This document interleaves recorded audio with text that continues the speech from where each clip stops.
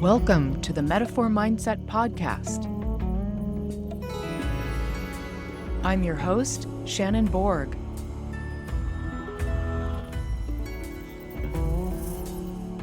Hello, artists. As some of you know, I started an MFA program in painting this past fall. Yes, at the age of 58, I packed up my Jeep and road tripped across the country to Illinois to study painting, ceramics, and as many other areas of studio arts as I can pack into 3 years, as well as a lot of art history. So because of this new commitment, I was thinking, how can I keep up my podcast? And so I decided that this would be a perfect time to share one of the ways I plan out my year, and let that guide me. I've long planned my year ahead around numbers and the symbolism of each month. So I decided this year to just make one podcast each month instead of every week as I did for the first 6 months of last year. So every month I'll share the theme of that month and how that theme is represented in art and how we can use it to think about our businesses as well. So why talk about seeds in January? First, I'll give you the rundown of the whole year and then I'll get into it. January, the first month, symbolizes the seed of new beginnings and potential. The power of the number 1 represents individuality, self-belief, and taking initiative to start moving forward. February, the number 2, represents duality and balancing of opposites, making decisions. March, the third month, is 3, embodying creativity born from those decisions and taking action that creates a creative fire. April, with the symmetry of the number 4, signifies order, structure, and the establishment of foundations and systems. May, the 5th month, brings challenges that require us to roll up our sleeves and complete the necessary work, much like the 5 digits of the human hand. June, the 6th month, represents solstice, the middle of the year, a sense of equilibrium and balance. July, number 7, is associated with innovation and the exploration of new ideas. August, the 8th month, symbolizes progress and forward movement in our creative journey. The 9th month, September, represents culmination, harvest, and the realization of our goals. October, number 10, is about attainment, completion, and the celebration of achievements. November brings a sense of joy and celebration for the progress and growth we've experienced throughout the year.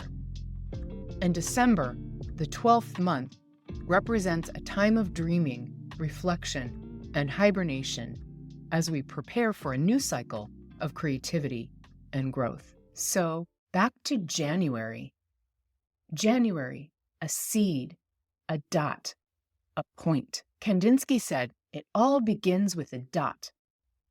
On the page or canvas, that dot is a seed.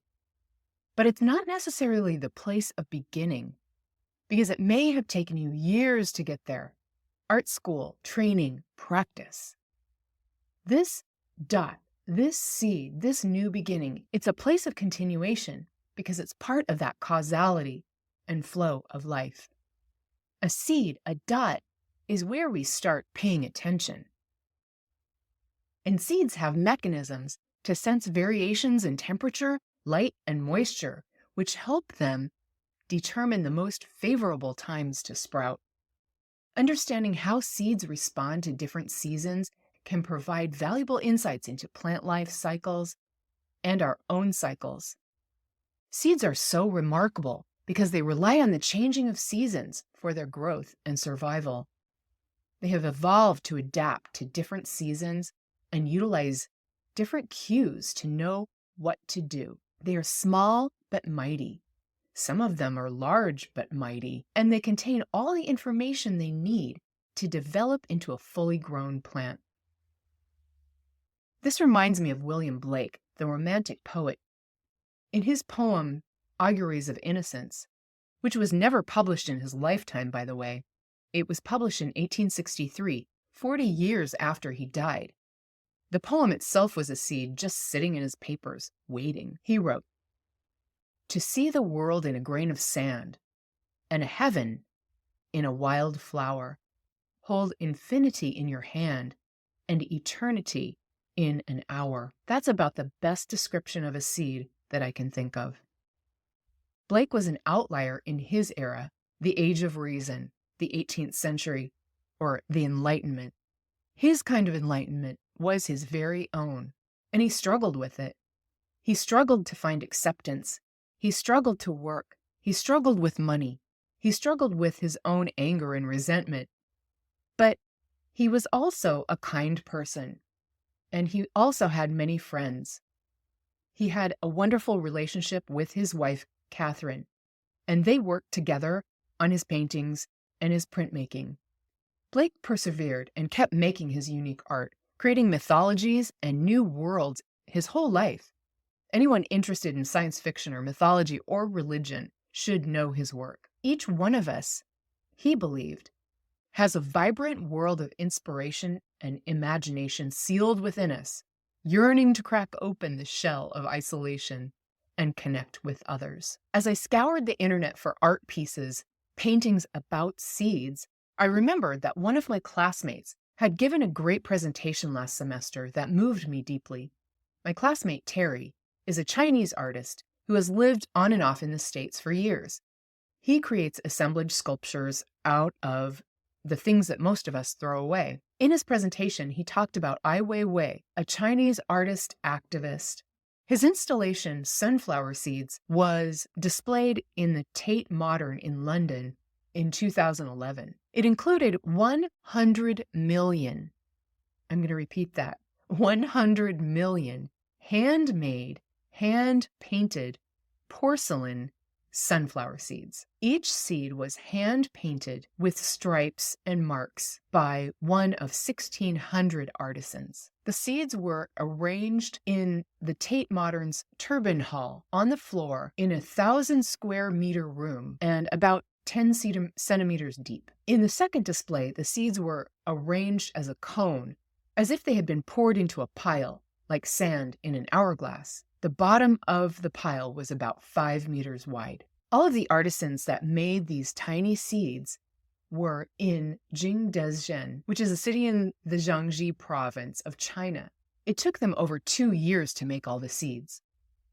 And Terry told me that this city was known as the porcelain capital of China because of its history of porcelain production. So Ai WeiWei was really commenting on so many things. He was comparing the idea of these artisans making individually these seeds with the economy of China now, which is all about mass production. He was also commenting on the idea of the seed as an individual. Each one is different. Each one is hand-painted, but also part of this pile of this display of 100 million. So the seeds represent individuals, and they also represent the whole culture. Ai WeiWei, the sunflower seeds, also evoke nostalgia.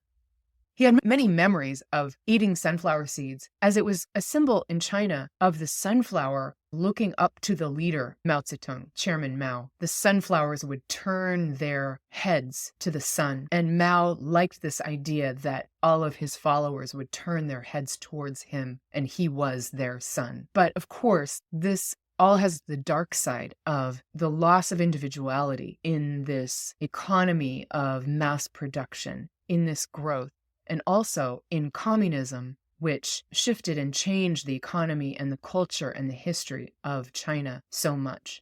Ai WeiWei was imprisoned in 2011 for 81 days, and he was in a work camp as well with his family when he was a baby. So all of this has so much importance in terms of freedom, the idea of the individual versus the idea of the collective.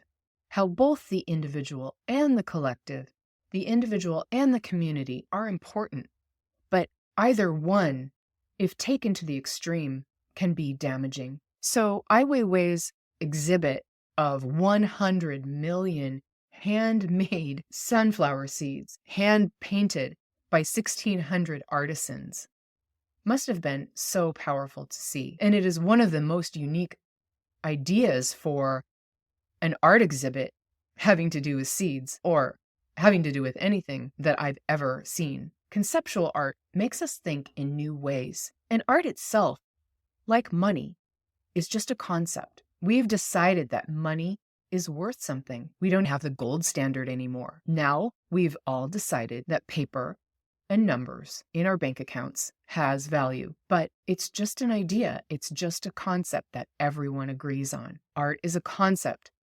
Whatever we think is art becomes art in the mind of the artist, and then that is translated to the viewer. Seeds develop a hard shell in the fall, and then often they're eaten by birds and other animals. They're frozen and unfrozen. They're washed by rain. They float. They travel thousands of miles sometimes. They're buried by squirrels. And through this process, they find new homes and they take their message with them wherever they go. Then, when the ground warms up, they create a new version of the information that is inside them.